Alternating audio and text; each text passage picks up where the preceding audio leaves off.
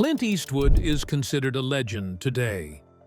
But few people know that his life almost ended when he was just 21 years old, in the middle of the ocean, without fuel and surrounded by sharks. He swam several miles to shore and survived a night that would have broken most people. How did this deadly moment shape his calm demeanor and the characters he later brought to life on screen? In this video, we'll show you that his resilience isn't just a movie pose, but an experience carved into memory. Do you want to know what secret he carried from that night for the rest of his life? How can it happen that a kid who was kicked out of high school eventually grows up to become an icon of the silver screen? This story doesn't begin in Hollywood, but much earlier, at a time when Clint Eastwood had no clear direction, and his life looked more like a series of coincidences than a path to legendary career. In childhood, his family moved from place to place during the 30s, sometimes for work, other times just to make ends meet. Young Clint grew up in an environment where you couldn't plan too much or hold on to any certainties. The constant changing of schools and environments didn't give him a chance to put down roots, and this soon showed in his results. His grades were terrible. Teachers talked about him as someone who had no interest, and classmates saw him more as a rebel than as a model student. It culminated in his expulsion from Piedmont High School when he pulled a prank that was considered unacceptable. And even though he later tried to finish school, doubts still exist today about whether he actually graduated. For a teenager, it was a hard blow, without education and without a clear direction. But Clint had a stubbornness in him that wouldn't let him stay at the bottom. What he couldn't do in school, he compensated for with an interest in music and mechanics. Pianos fascinated him. He liked to sit at the piano and try improvising. Music was an escape for him, a way to focus on something that made sense. Besides that, he was interested in mechanics and machines. He took them apart, repaired them, tried to figure out how they worked. While school desks seemed like a waste of time to him, these practical things showed him that life could be learned differently too, directly in the field, working with your hands. His first jobs were hard and poorly paid. He was a mechanic, sat at the piano in bars where he played for guests during long evenings, and even made a living on the assembly line. It was a kind of apprenticeship school of life, where he mainly learned persistence and discipline. And although it seemed to him at the time that he was just floundering and would never find his direction, precisely this period gave him the foundation of that resilience that the whole world later saw on screen. In his life then, there was a thin line between a wasted chance and a path to the future. In the eyes of those around him, he didn't look like someone exceptional. He wasn't a straight-A student. He had no clear ambitions to become an actor. And even his appearance didn't seem as perfect as one might imagine for a future movie star. On the contrary, he seemed like an ordinary young man, perhaps even lazy or indecisive. But inside was hidden a stubbornness and a certain form of unyieldingness.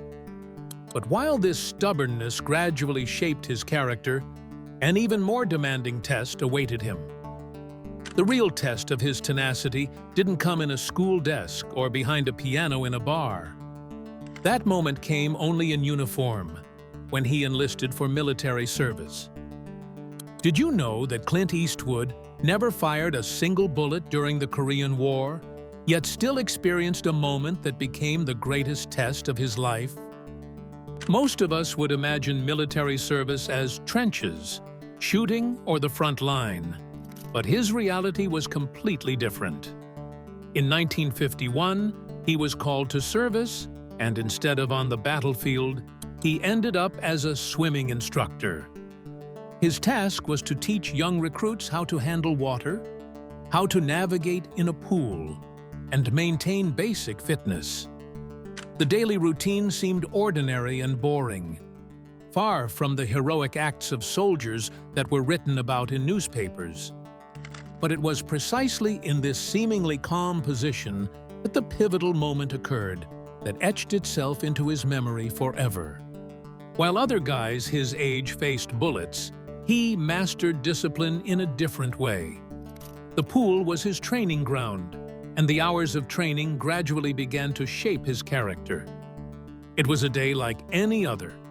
Eastwood was returning in a Douglas AD-1 Sky Raider aircraft that was supposed to complete a routine flight over the Pacific coast. It wasn't a combat deployment, it was ordinary transport. Nobody expected anything extraordinary. But at the moment when the engine failed and the pilot had to decide on an emergency solution, an ordinary flight became a nightmare. The aircraft fuselage found itself over the cold ocean, and the possibility of safely reaching land disappeared with each minute. And so September 30th, 1951, became a date that Clint Eastwood would never forget. It was the moment when his life hung by a thread. A flight that was supposed to be just moving from point A to point B transformed into a dramatic event that decided his future. Not everyone manages to survive a crash, let alone later transform it into inner strength that becomes a trademark. And precisely this journey was the foundation of everything that was to follow. How would you react if the plane you were sitting in crashed over a cold ocean and there was nothing around you but darkness and endless water? This is exactly the situation Clint Eastwood found himself in. Then still a young soldier without experience and without any idea that this very night would change his life forever. The instrument panel began reporting fuel failure, and the machine was quickly running out of energy. The pilot tried to improvise, but it was clear they wouldn't make it to the nearest base. The only way to try to save themselves was an emergency landing directly on the ocean surface. At the moment when the aircraft lost altitude and began plummeting toward the water, chaos ensued. No training, no previous experience prepares you for this. The impact on the surface wasn't gentle or calm. The metal fuselage broke apart. Water began pouring in, and the crew had to act within seconds. They weren't prepared. They had no boat, no life vests, no equipment that could help them in such a situation. It was just them and the ocean, which seemed infinite in the night. Fog hovered above the surface, making orientation difficult. And according to accounts, sharks were also moving in the water around them. They were left to rely only on their own strength. Eastwood found himself in the middle of the dark sea, in cold water that took energy every minute. Ahead of him was a shore several miles away. There was no certainty that he would be able to reach it. And yet, he began to swim. Estimates say he swam something between 2 and 4 miles. That means hours of constant movement while the body fought exhaustion and the head fought panic. Finally, he reached the shore, completely exhausted, barely able to stand, but alive. And precisely this night became a key moment for him. It wasn't just a physical fight, but also a psychological imprint that remained in him. He overcame despair, didn't let himself be consumed by panic, and managed to survive. This experience was reflected years later in his work too. When he played the role of a prisoner trying to escape from Alcatraz, he again faced the sea. This time in fiction, but with the knowledge of what it's really like to face the ocean as an opponent. This night showed him that survival sometimes depends on calm and tenacity, not on strength. Later, when he stood on movie sets, he carried this experience with him.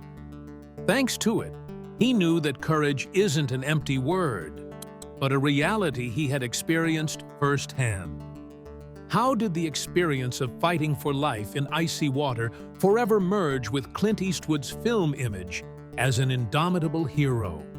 When audiences began to see him on screen, few suspected that beneath his firm mask stood a man who had once faced the boundary between life and death. In the 60s and 70s, he began to establish himself in roles of loners, gunfighters, tough men who took justice into their own hands. To viewers, they seemed like pure fiction. But for Eastwood, it wasn't just an acting role. His face, his calm gaze, and the way he appeared even in extreme situations stemmed from a real experience that he had inscribed in his own memory. When he played the character of Dirty Harry in the 70s, it wasn't just a prototype of a tough cop who wasn't afraid of even the worst criminal. There was also an echo of the calm he had instilled in himself while swimming to shore in 1951. Harry Callahan encountered death daily, but never backed down and never lost control.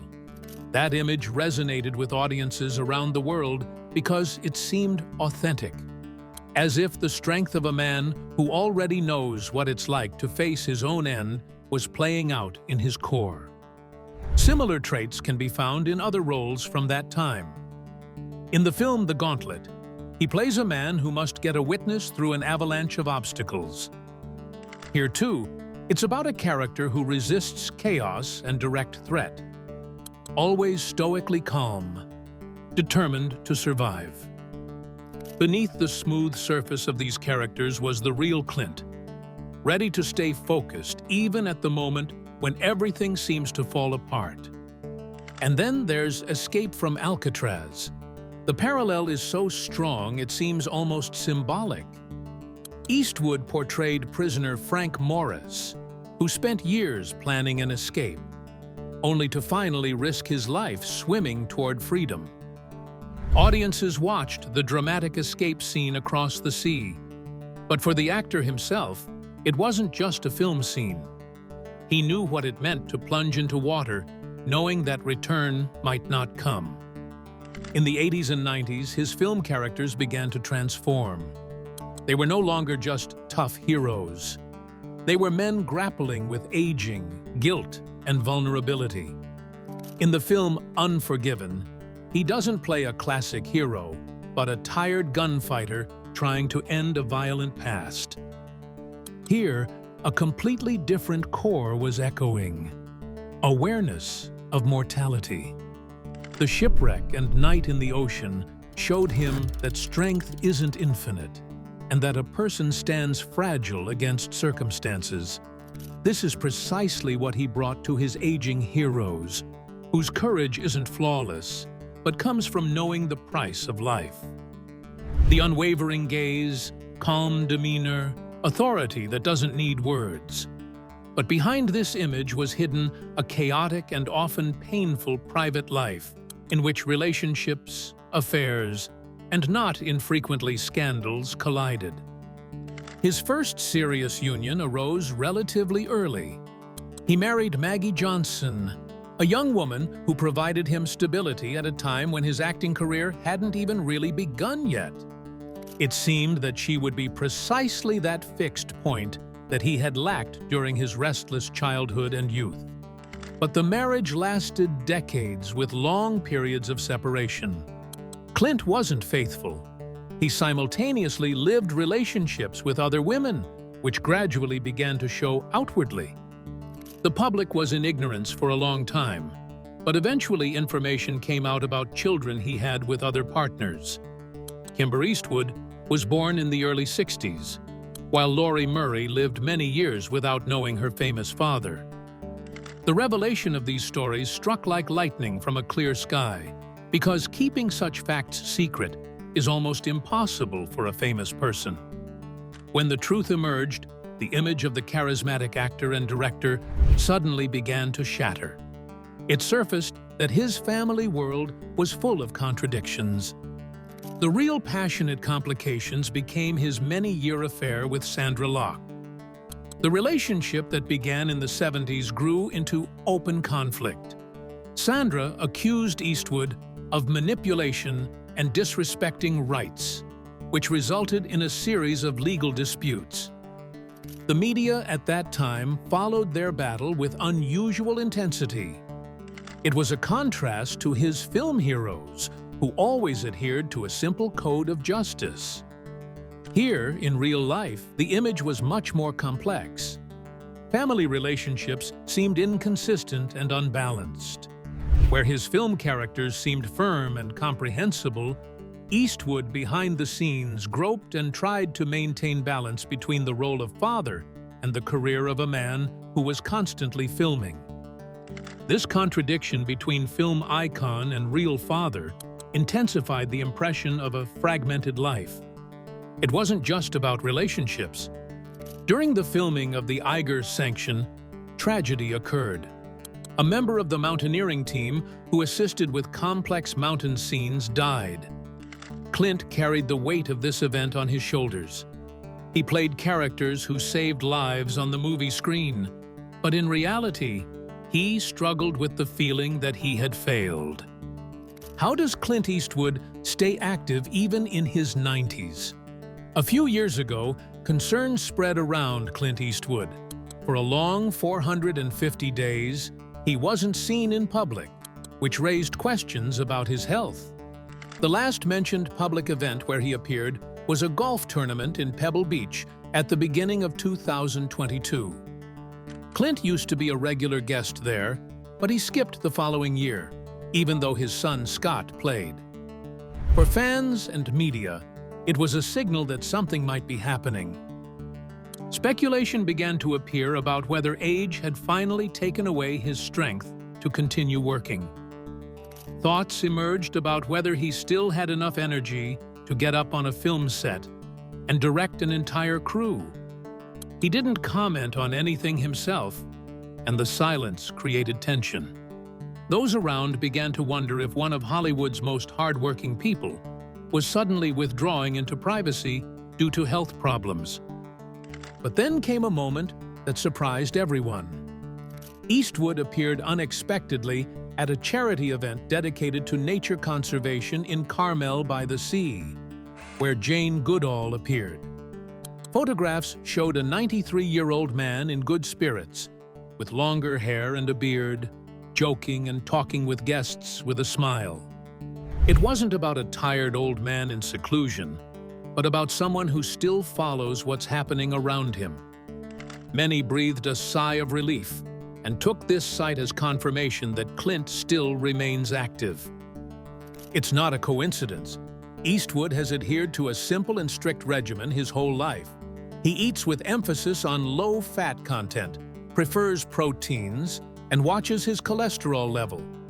This approach also comes from personal experience because his father died young from heart disease. Clint therefore decided not to allow himself to go down a similar path, and a healthy lifestyle became his standard.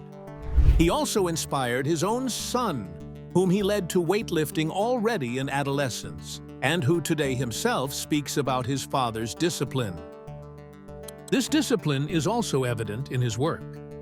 Eastwood, despite being 93 years old, embarked on directing a new film called Juror Number 2. Everything suggests that even old age isn't a reason for retreat for him. His work dedication clearly shows that for him, film isn't just a means to popularity, but a real passion from which he hasn't lost anything even after so many years. Clint Eastwood survived a night in the icy ocean, managed to withstand family scandals and the fragility of old age. Yet, he maintained the face of a man who never broke. His film characters thus don't seem like pure fiction, but as a reflection of battles he actually fought. We hope you enjoyed the video. If you want to check out other videos we've prepared for you, click on one of them on the screen or visit our channel. Don't forget to subscribe and click the bell. Thanks for watching, and see you next time.